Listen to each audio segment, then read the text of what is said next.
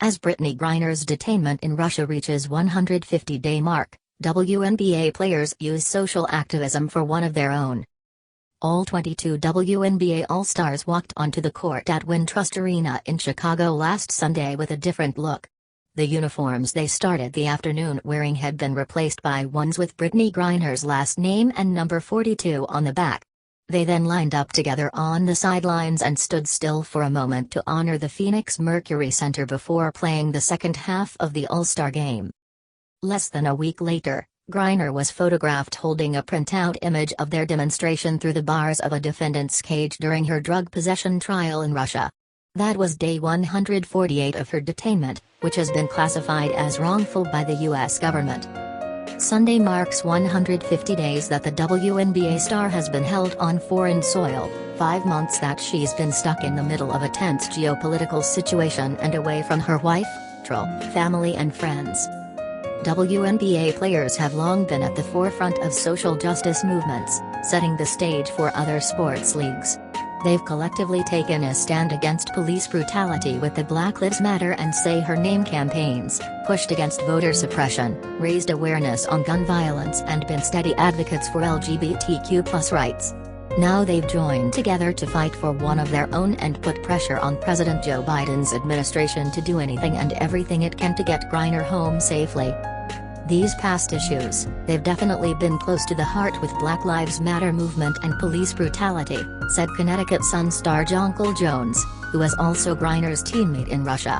But I think it's not until you have one of your own in that situation that you can fully grasp and understand just how personal, how emotional it is, you know. So it's definitely been tough. Every time you see something on the news or media outlets it just hits you hard again. The faster we can bring her home, the better it's going to be for everybody. And we're not even thinking about the basketball side of everything, we're thinking about the mental side of it, and her just being stable and being home and being in a loving and healthy environment. What lies ahead for Griner in Russian court? Griner pleaded guilty in Russian court on July 7.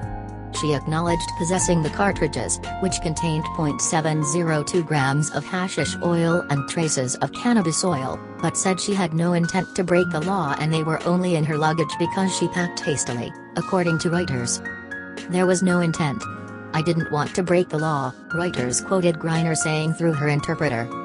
The plea, which doesn't automatically end a trial in Russia's judicial system, was an expected move due to the nature of the authoritarian country's legal system, according to ESPN's TJ Quinn. The guilty plea was also a necessary strategy to help facilitate any sort of potential prisoner exchange. Russia authorities have signaled interest in the release of an arms dealer named Viktor Bout, nicknamed the Merchant of Death, who is serving a 25-year sentence in the U.S. for supporting terrorism. On Thursday, the general manager and a player on UMMC Ekaterinburg testified to Griner's positive character, according to Reuters. On Friday, Griner's lawyer gave the court a U.S. doctor's letter recommending she use medical cannabis to treat pain, according to the Associated Press. Medical cannabis isn't legal in Russia. That same day, the defense also submitted tests Griner underwent as part of an anti-doping check, which didn't detect any prohibited substances in her system. The next hearing is scheduled for July 26.